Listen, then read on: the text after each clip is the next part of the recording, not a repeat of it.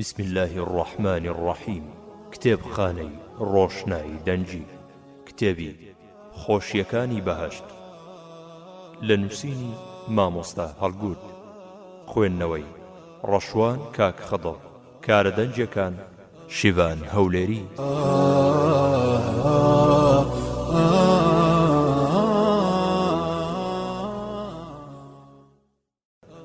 پێشەچی بسم الله الرحمن الرحيم الحمد لله رب العالمين والصلاة والسلام على المبعوث رحمة للعالمين نبينا محمد وعلى آله وصحبه والتابعين ومن تبعهم بإحسان إلى يوم الدين برزان ببشتواني خداي گەورە لەم چەند لاپەڕەیەدا باسی هەندێک لە خۆشیەکانی بەهەشت دەکەین بۆ ئەوەی ببێتە مایەی سوودمەندی گشتلایەکمان و هەوڵی بۆ بدەین بە ئەنجامدانی کردەوەی چاک و دوورکەوتنەوە لە کردەوەی خراپ بێگومان بەدەستهێنانی بەهەشت لە دوای ڕەحم و بەزەی خودای گەورەوە دێت کەوا گوێڕایەلی خودای گەورە و نێردراوەکەی بکەین صەڵی الله عەلەیه وسەلەم و دوور بکەوینەوە لە گشت ئەو شتانەی نەهیمان لێکراوە و هۆکارن بۆ چوونە دۆزەخ و دوورکەوتنەوە لە بەهەشت خودای گەورە لەم بارەیەوە فەرموویەتی ومن يطع الله ورسوله يدخله جنات تجري من تحتها الأنهار ومن يتول يعذبه عذابا أليما سورة الفتح آية حفدة واتا أوي فرمان برداري خدا و پێغەمبەرەکەی بکات صلى الله عليه وسلم خدای گەورە دەیخاتە باخەکانی بەهەشتەوە کە چەندەها ڕووبار بەژێر درەخت و کۆشکەکانیدا دەڕوات ئەو کەسەش کە پشت هەڵبکات خدای گەورە سزای بە ئێش و ئازاری دەدات داواکارم لە خدای گەورە بە بەهەشت شادمان بکات و لە ئاگری دۆزەخ بە دوورمان بخات باسی خۆشی کۆشکەکانی بەهەشت لە قورئانی پیرۆزدا خدای گەورە فەرموویەتی لكن الذين اتقوا ربهم لهم غرف من فوقها غرف مبنية تجري من تحتها الأنهار وعد الله لا يخلف الله الميعاد آية 20 سورة الزمر هواتا بەڵام ئەوانەی کە لە پەروەردگاریان دەترسان و دیندار بوون کۆشک و تەلاری چەند نەهۆم کە ژوورەکانی لەسەر یەکن بۆیان ئامادەیە و چەندەها ڕووبار بە ژێر و بەبەردەم ئەو کۆشکانەدا جاریە و دەڕوات ئەوەش بەڵێنی خودایە بێگومان خوداش بەڵێنی خۆی دەباتە سەر و فەرموویەتی وما أموالكم ولا أولادكم بالتي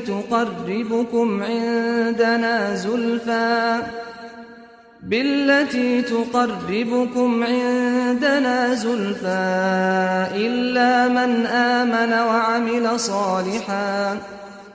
فأولئك لهم جزاء الضعف بما عملوا وهم في الغرفات آمنون سورة سبأ آية 37 واتە ئەوانەی نزیکن لە ئێمەوە ڕێزیان لەلای ئێمە هەیە ئەوانە پاداشتیان چەندە بەرامبەرە بەهۆی کردەوەی چاکەکانیانەوە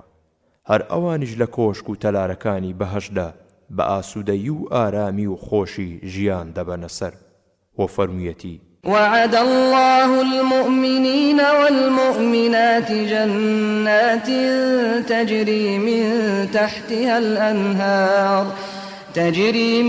تحتها الأنهار خالدين فيها ومساكن طيبة في جنات عدن ورضوان من الله أكبر ذلك هو الفوز العظيم سورة التوبة آية 72 واتە خدای گەورە بەڵێنی داوە بە ئیمانداران لە پیاوان و لە ئافرەتان بەوەی کە باخەکانی بەهەشتیان پێدەبەخشێت کە چەندەها ڕووبار بەژێر درەختەکانیدا دەڕوات و وەجاریە بە بەردەم کۆشکەکانیاندا هاوڕێ لەگەڵ ژیانی هەمیشەیی و نەبڕاوە تێیدا. هەروەها چەندەها جێگە و ڕێگە و کۆشک و تەلاری خۆش و ڕازاوی تایبەتی لە بەهەشدا و لە ناو باخی چڕوپڕی عادندا لەگەڵ ڕەزامەندی خودای گەورەدا کە لە هەموو ناز و نیعمەتەکان بەنرختر و گرنگترە. ئەوە خۆی سەرفرازیەکی زۆر گەورە و بێ ئەندازەیە. باسی ڕووبارەکانی بەهەشت لە قورئانی پیرۆزدا خودای گەورە فەرموویەتی: أولئك جزاؤهم مغفرة من ربهم وجنات تجري من تحتها الأنهار خالدين فيها ونعم أجر العاملين. سورة آل عمران آية 136. واتا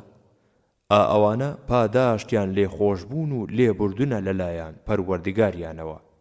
لەگەڵ باخەکانی بەهەشدا کە چەندان ڕووبار بەژێر درەخت و بەبەردەم کۆشکەکانیاندا دەڕوات و ژیانی هەمیشەیی تێیدا دەبەنە سەر.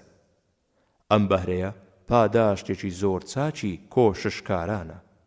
و فەرموویەتی: مثل الجنة التي وعد المتقون فيها أنهار من ماء غير آسن وأنهار من لبن لم يتغير طعمه وأنهار من خمر لذة للشاربين وأنهار من عسل مصفى ولهم فيها من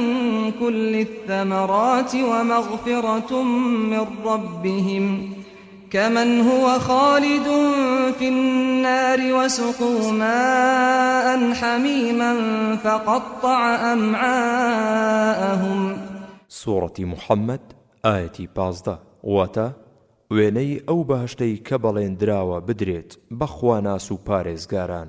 ئەمەیە چەندەها ڕووباری لە ئاوی سازگار و تام نەگۆڕاوی تێدایە. هەروەها چەندەها ڕووباری شیر کە تامی تێک نەچووە. هەروەها چەندەها ڕووبار لە شەرابی تام خۆش و بۆن خۆش کە لە خواردنەوەی بێزار نابن و لە بەرچاویان ناکەوێت. بۆ ئەوانەی دەیخۆنەوە چەندەها ڕووبار لە هەنجوینی پاڵفتە و بێگەرد. باسی خواردن و خواردنەوەی ئەهلی بەهەشت لە میوە و گۆشت و شەرابی بەتام. خودای گەورە فەرموویەتی: وأمددناهم بفاكهة ولحم مما يشتهون يتنازعون فيها كأسا لا لغو فيها ولا تأثيم. سورة الطور آية 22 آية 23. واتا بەردەوام حەزیان لە هەر میوە و گۆشتێک بێت پێشکەشیان دەکەین. بە دڵخۆشیەوە لە کاسی تایبەتیدا شەراب دەنۆشن. جارجار بۆ خۆشی لە یەکتری دەسێنن دوور لە ڕەفتاری ناشیرن و گوناه و تاوانبارکردنی یەکتر. و فەرموویەتی: يسقون من رحيق مختوم ختامه مسك وفي ذلك فليتنافس المتنافسون. سورة المطففين آية 25 و 26. واتا شەرابێکیان پێشکەش دەکرێت کە پاک و سەرمۆرە کە نۆشکرا بۆنی میسک ئەو ناوە پڕ دەکات. پێچەوانەی شەرابی دنیایە کە بخۆر و دەوروبەریش بۆ گەن دەکات.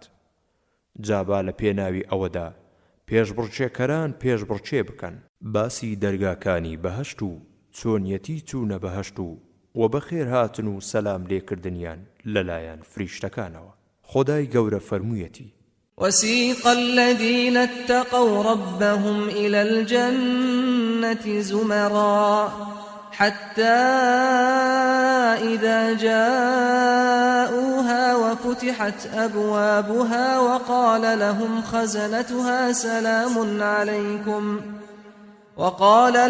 خزنتها سلام عليكم طبتم فادخلوها خالدين. سورة الزمر آية 73. واتا ئەوانەی کە پارێزگار و بەندەی ملکەچی پەروەردگاریان بوون ئەوانەی حسابیان بۆ ئەو ڕۆژە دەکەت دەستە دەستە و پۆل پۆل بەو پەڕی ڕێزەوە بەڕێ دەکرێن و بەرەو بەهەشت هەتا کاتێک کە دەگەنە ئەوێ و دەروازەکانی لە ڕوویاندا کرایەوە و لەسەر پشتە فریشتەکانی بەرپرس و سەرپەرشتیارانی بەهەشت زۆر بەگەرمی و ڕوو خۆشیەوە پێشوازیان لێ دەکەن و دەڵێن درود و سڵاوتان لێبێت ئێوە پاک و خاوێنن کەواتە فەرموون بچنە ناو بەهەشتەوە هاوڕێ لەگەڵ ژیانی هەمیشەی و نەبڕاوەدا باسی جام و گڵاس و کوپە جوانەکانی بەهەشت خدای گەورە فەرموویەتی يطاف عليهم بصحاف من ذهب وأكواب وفيها ما تشتهيه الأنفس وتلذ الأعين وأنتم فيها خالدون سورة الزخرف آية 71 واتا لەسەر سینی و کوپی ئاڵتون و جۆرەها خواردن و خواردنەوەی جوان و ڕازاوە و تامخۆش و بۆن خۆشیان بەسەردا دەگەڕێن و لە بەهەشدا هەرچی نەفس حەزی لێ بکات و دڵ بیخوازێت و چاو حەزی بەدیتنی بکات ئامادەیە و ئێوە ئەی خواناسان و پاکان ژیانی هەمیشەیی و نەبڕاوەشی تێدا دەبەنە سەر وفرميتي بأكواب وأباريق وكأس من معين سورة الواقعة آية هجدة واتا بكوبو دولكو سراحية ودقرين لبرداخي تايبتي دا جورها شربت شراب خواردنەوەی بەتام و خۆشیان پێشکەش دەکەن کە لەسەر چاوێکی ڕەوانەوە پڕ دەکرێن باسی پۆشاک و ئاڵتون و زیوی بەهەشت خدای گەورە فەرموویەتی يلبسون من سندس واستبرق متقابلين سورة الدخان آية 53 واتا دەپۆشن لە ئاوریشمی تەنک و ئەستور لەو کاتەدا خۆشەویستان بەرامبەر یەکدا دەنیشن و بەڕووی خۆشەوە بۆ یەکتر دەڕوانن و گفتوگۆی خۆش و بەتام دەکەن وفەرموویەتی أولئك لهم جنات عدن تجري من تحتهم الأنهار يحلون فيها من أساور من ذهب ويلبسون ثيابا خضرا من سندس واستبرق متكئين فيها على الأرائك نعم الثواب وحسنت مرتفقا سورة الكهف آية 31 واتا ئەوانە باخەکانی بەهەشتی عەدن بۆیان ئامادەیە کە چەندەها ڕووبار بە بەردەمیاندا جاریە و ڕەوانە بازن و دەستە و بەندە و سەعاتی ئاڵتونیان لەدەست دەکرێت و پۆشاکی سەوزی جوان دەپۆشن کە دوو توێی هەیە چینی ژێرەوەی ئاوریشمی ئەستورە و چینی سەرەوەی ئاوریشمی تەنکە لەسەر کورسی و قەنەفە ڕازاوەکان شانیان داداوە بەڕاستی ئەو بەختەوەرانە چاکترین و جوانترین و خۆشترین پاداشتیان دەستکەوتووە هاوڕێ لەگەڵ خۆشترین و سازگارترین جێگە و ڕێگەدا وفەرموویەتی عاليهم ثياب سندس خضر واستبرق وحلوا أساور من فضة وسقاهم ربهم شرابا طهورا سورة الإنسان آية 21 واتا پۆشاکی بەختەوەران ئاوریشمی سەوزی تەنکە کە بەسەر پۆشاکی ئاوریشمی ئەستوردا لەبەریان کردووە بە بازنی زیوی ڕازێنراونەتەوە ئینجا لەلایەن پەروەردگاریانەوە شەرابی پاک و بێگەرد و خاوێنیان پێشکەش کراوە باسی خیوەت و چادرە جوانەکانی بەهەشت کە لە مرواری دروست کراون خدای گەورە فەرموویەتی حور مقصورات في الخيام سورة الرحمن آية 72 واتا حۆریەکانی بەهەشت ژنانی سپی و چاوڕەشن لەناو خیوەت و چادرەکاندا دەرناچن باسی منداڵە جوانەکانی بەهەشت خدای گەورە فەرموویەتی يطوف عليهم ولدان مخلدون بأكواب وأباريق وكأس من معين. سورة الواقعة آية 17 واتە کۆمەڵە مناڵێکی ئێسک سووک و هەمیشە لاو خزمەتیان دەکەن و دەگەڕێن بەسەریاندا بە کوپ و دۆڵکە و سوراحیەوە دەگەڕێن لە بەرداخی تایبەتیدا جۆرەها شەربەت و شەراب و خواردنەوەی بەتام و خۆشیان پێشکەش دەکەن کە لە سەرچاوەیەکی ڕەوانەوە پڕ دەکرێن و فەرموویەتی ويطوف عليهم ولدان مخلدون إذا رأيتهم حسبتهم لؤلؤا منثورا. سورة الإنسان آية 19 واتە نەوجەوانانی هەمیشە لاو ڕووخۆش و جوان و پاک بەناویاندا دەگەڕێن کاتێک دەیان بینیت وا دەزانیت مروارین و بەو ناوەدا بڵاو بوونەتەوە. باسی جوانی حۆری و ئافرەتانی بەهەشت خدای گەورە فەرموویەتی وعندهم قاصرات الطرف عين كأنهن بيض مكنون. سورة الصافات آية 38 واتە لە تەنیشتیانەوە حۆری چاو گەشت دانیشتون جگە لە هاوسەرانیان چاو بۆ کەسی تر هەڵ نابڕن هەر دەڵێن هێلکەی کوڵاو و پاکرا و شاراون کەس دەستی لێ نەداون و فەرموویەتی كأنهن الياقوت والمرجان. سورة الرحمن آية 58 واتە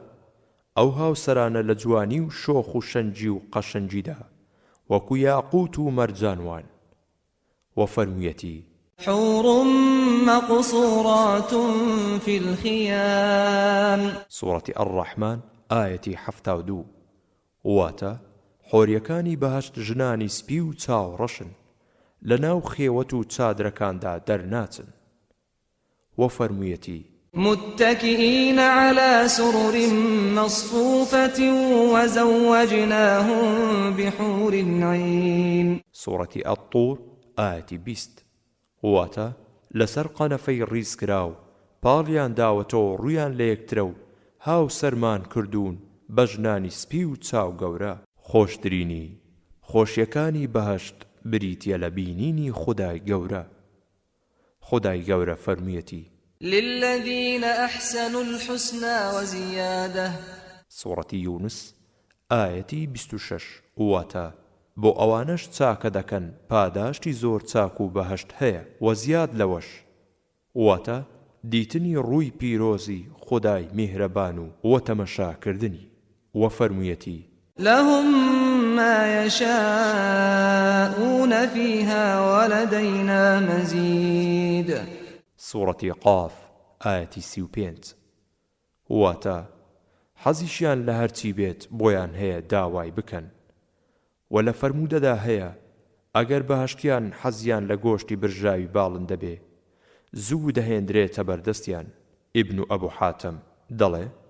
خۆ ئەگەر حەزیان لە منداڵ و زاڕۆلەش بێت ئەوە لە یەک ساتدا لەدایک دەبێ. ئەحمەد ئیبن و ماجە تورموذی وەلەدەینا مەزید و زیادەش لەوە کە بە خەیاڵی هیچ کەسێک نایەت لامان هەیە. ئەو زیادەیەش وەک موسلیم دەڵێ سەیر و تەمەشای دیمەن و ڕوخساری پیرۆزی خودای پەروەردیگارە جەلە جەلاله و فەرموویەتی وجوه يومئذ ناظرة إلى ربها ناظرة. سورة القيامة آية 22 آية 23 واتە لە ڕۆژی قیامەتدا دەم و چاو و ڕوخسار گەلێ واتە ڕوومەتی باوەڕداران گەشاوە و پارا و پڕشنگدار و خۆشی و شادیان لێ دەبیندرێ بۆ پەروەردیگاری خۆیان دەڕوانن جەماوەری زانایان وەک لە چەندین فەرموودەی سەحیح وەرگیراوە دەڵێن مەبەست لەم ئاەتە ئەوەیە کە لە ڕۆژی قیامەت بەندە ساڵحەکان تەمەشای خودای خۆیان دەکەن و بە چاوی خۆیان دەیبینن وەک چۆن بە ئارەزوی خۆیان تەماشای مانگە شەوی چواردە دەکەن و دەیبینن. ئیبن کەثیر دەڵێ ڕای کۆی هاوڵان و شوێن کەوتوان سەحابە و تابعینیش هەر ئەوەیە و هەموو پێشەوایانی ئیسلام پاش ئەوانیش یەکدەنگن تێیدا باسی جوانی و قەنەفە و سیسەم و ڕایەخ و پاڵە پشتی بەهەشت خودای گەورە فەرموویەتی فيها سرر مرفوعة وأكواب موضوعة ونمارق مصفوفة وزرابي مبثوثة سورة الغاشية آيتي 13 14 15 16 واتە هەروەها چرپا و سیسەم و جێگەی حەوانەوەی بەرز و بڵند و کراوەی لێیە لە نزیک ئەو بەختەوەرانەوە لە هەرکوێدا بن کوپ و سوڕاحی و پەرداخی جوان و ڕازاوە و نەخشین دانراوە هەروەها پشتی سەرین و پاڵە پشتی جوان و ڕازاوە تێیدا کە بەڕێک و پێچی ڕیزکراون و فەرش و ئۆرتە و ڕایەقی قەشەنگ و نەخشینی تێدا ڕاخراوە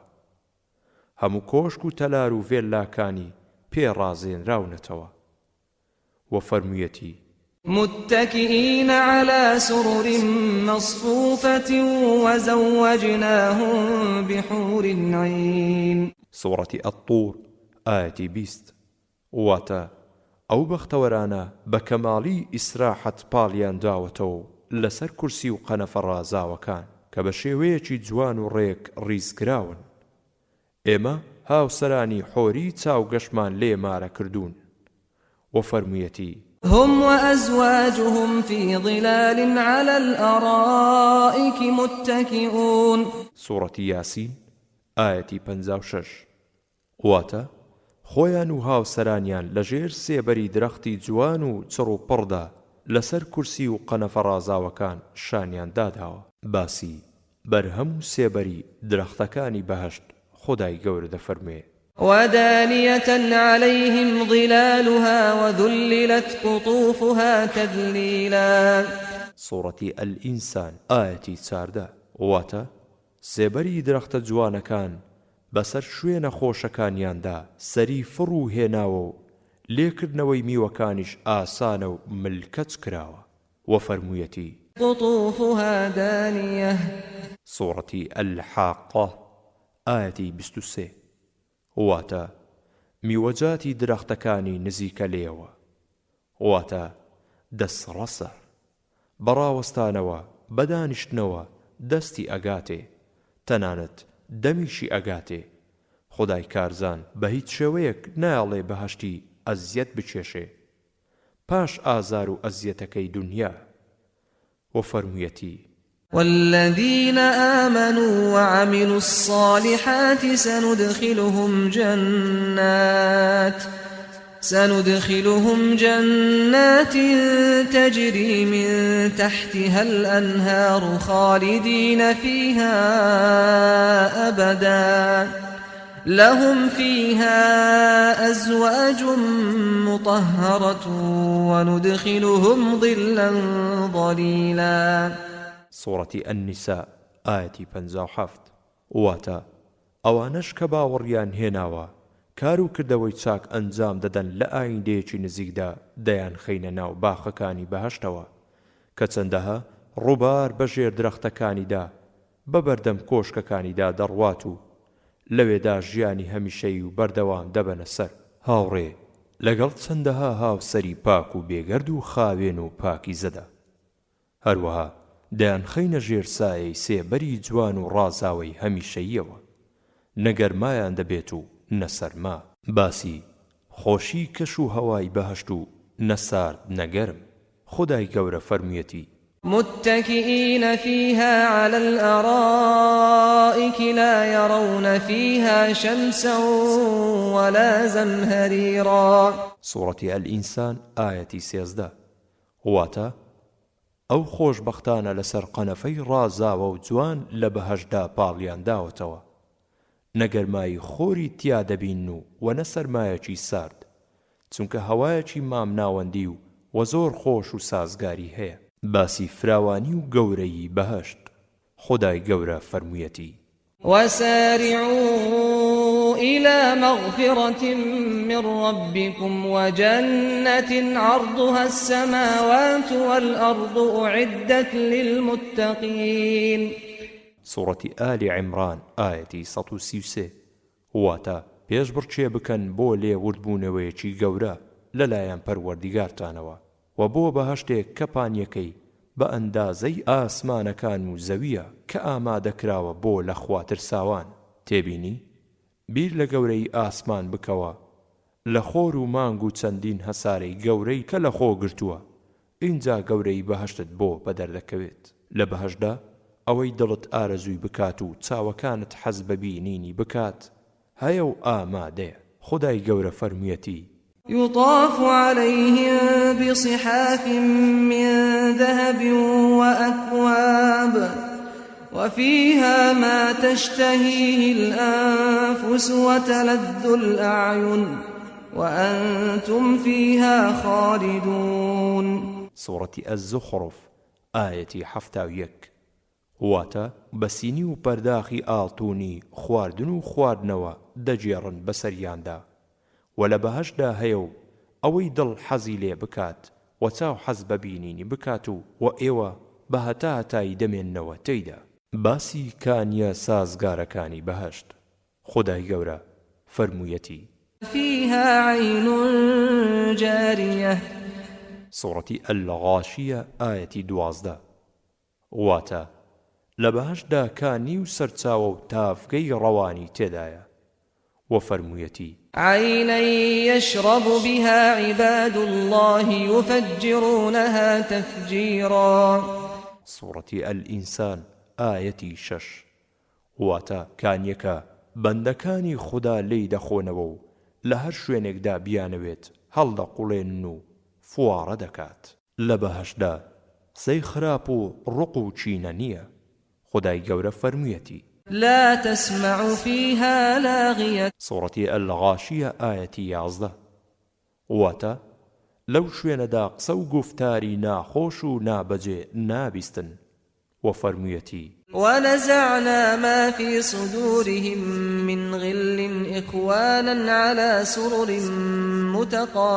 متقابلين. سورة الحجر آية 37. واتە لە کاتێکدا هەرچی چینە و بغزە لە دڵ و دەرونیاندا دەرمان کێشا و ئەو بەختەوەرانە برای یەکترن لەسەر کورسی و قەنەفەی ڕازاوەکان لە بەرامبەر یەکەوە دانیشتون.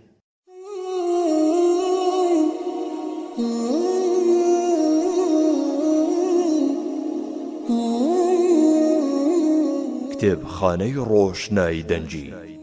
یەکەمین کتێبخانەی دەنجی ئاینی بە زمانی شیرینی کوردی. کتێبخانەی دەنجی ئاینی بە زمانی شیرینی کوردی.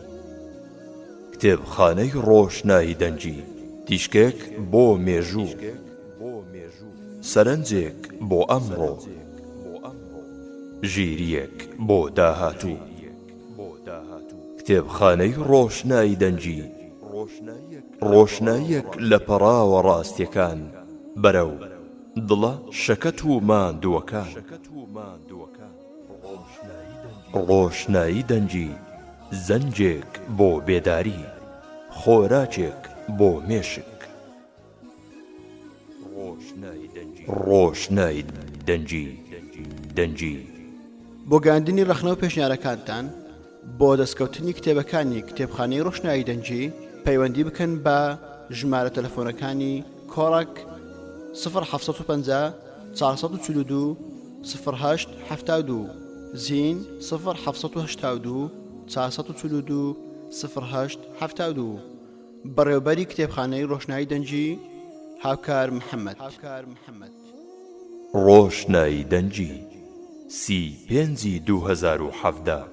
بەرامبەر بە 4 ڕەمەضانی 1438 کۆچی.